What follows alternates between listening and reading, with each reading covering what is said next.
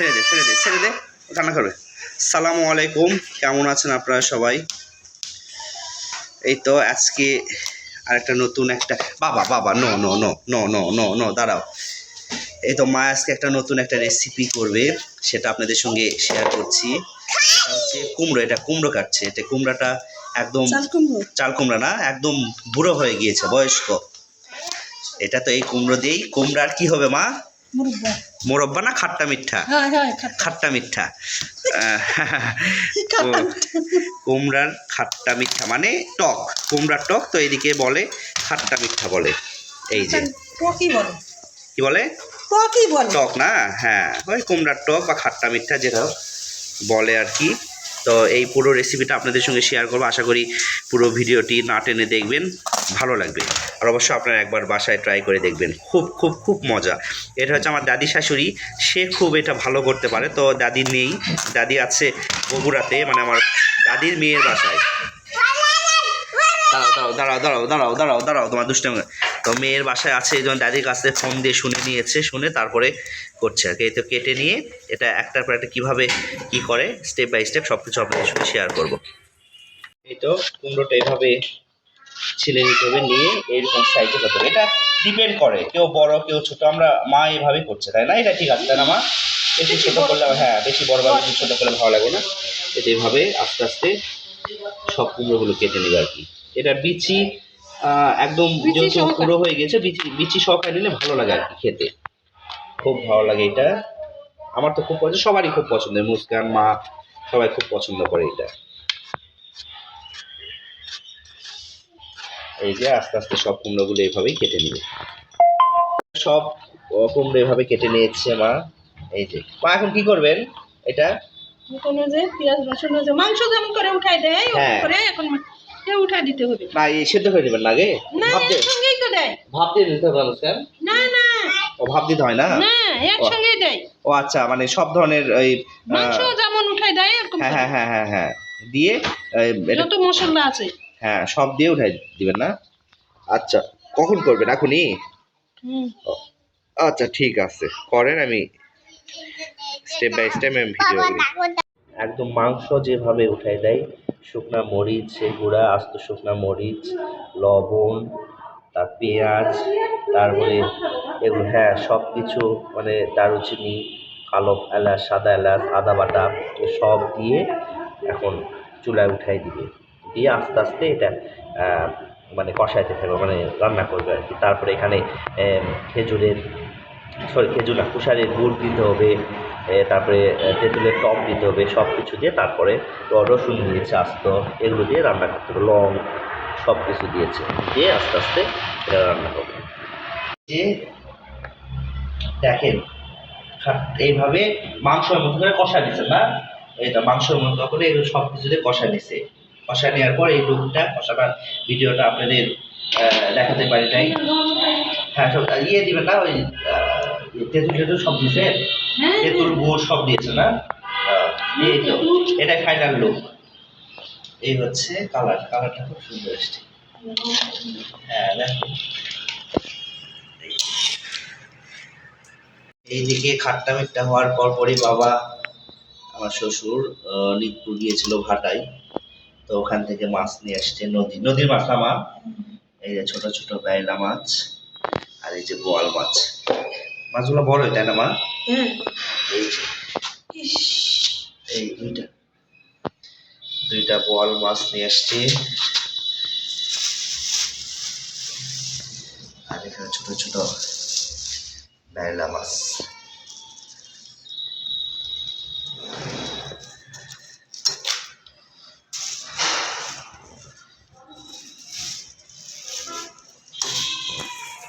তো আমরা খাট্টা মিঠা খাওয়ার পর মা বলতেছে যে রাতে একটু চিতাই খাওয়ার কথা না মা?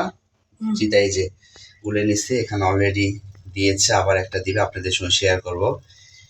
চিতাই পিঠা দেখেন কি সুন্দর ফুলছে, দুইটা অলরেডি হয়ে গেছে। এখানে লালি গুড় দিয়ে খাবো। হ্যাঁ মাংস, গরুর মাংস, ওটা হাঁসের মাংস না? হ্যাঁ হাঁসের মাংস, যে হাঁসটা ছিল সেই হাঁসের মাংস দিয়েছে, তাই লালি গুড়, মিষ্টি আছে, আর এখানে মুস্কান আচার করে নিয়েছে, দেখেন জলপাইয়ের আচার আমার শাশুড়ির কাছ থেকে।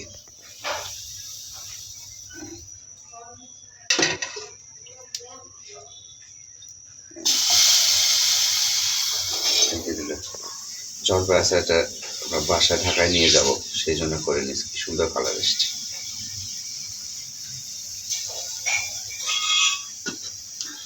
এই তো হোক, আস্তে আস্তে একটা করে হোক। এটা আপনাদের আচারটা দেখিয়েছিলাম, এই যে মুস্কান যেটা ঢাকায় নিয়ে যাবে জলপাইয়ের আচার। তো এই আচারে এখন আচারটা করা কমপ্লিট, মানে রেডি। তো এটার জন্য এখন এই মশলা করে নিচ্ছে আমার শাশুড়ি। ও মা, এটা কিসের মশলা মা? এটা ধনা, এটা জিরা, আচ্ছা, মরিচ। এটা ধনিয়া, তারপরে এটা হচ্ছে মরিচ, আর এটা জিরা। জিরা। এই যে জিরা, 3টা মশলা মিক্সড করে তারপর এই আচারের সঙ্গে মাখাই দিবেন না মা? তারপরে আচারের সঙ্গে মাখাই দিবেন। হ্যাঁ, দিয়ে তারপরে আচারের সঙ্গে মাখাবে, দিলে আচারের টেস্ট। আমার শাশুড়ি খুব ভালো আচার করতে পারে। এই যে এই হলো অবস্থা। তো আচারটা করে এই বয়ামে ভরে দিবে আর কি, মুস্কান যাওয়ার সময় নিয়ে যাবে ঢাকায়। এই যে মা এখন মাখাবে, এরকম একটা বড় একটা ট্রেতে ঢেলে নিচ্ছে, নিয়ে এখন এই সব মশলাগুলো আস্তে আস্তে অ্যাড করে দিবে। সব মশলা আস্তে আস্তে দিয়ে দিবেন মা? হ্যাঁ, এই যে দিয়ে দিল শুকনা মরিচ না মা? শুকনা মরিচ ব্লেন্ড করে নিয়েছে। তারপরে দিবে ধনিয়া গুঁড়ো,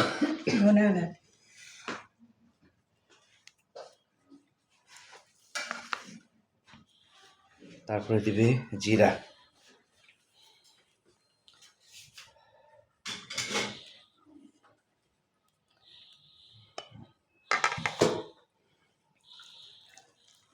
তারপরে হাত দিয়ে তেল কখন দিবেন মা?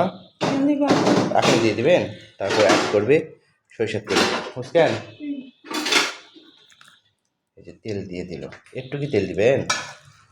দিছি অনেকগুলো সেদিন জ্বালানি দেওয়ার জন্য। ও আচ্ছা আচ্ছা, অনেক তেল দিছি। আচ্ছা, এখন এটা মাখাই নেবে।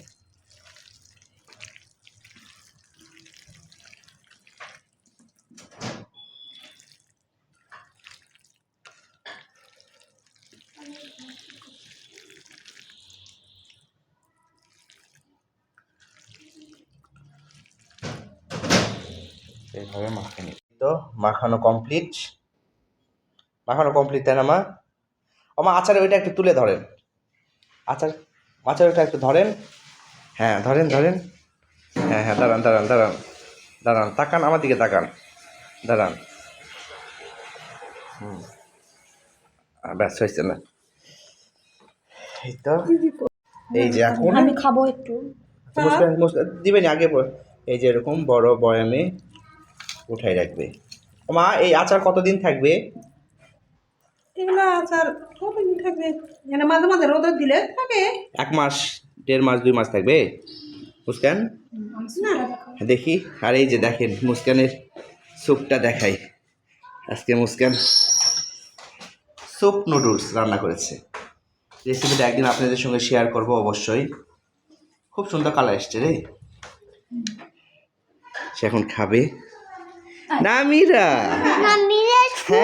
হ্যাঁ স্যুপ, হ্যাঁ নামিরা স্যুপ, হ্যাঁ দেখবে, হ্যাঁ নামিরা দেখবে না।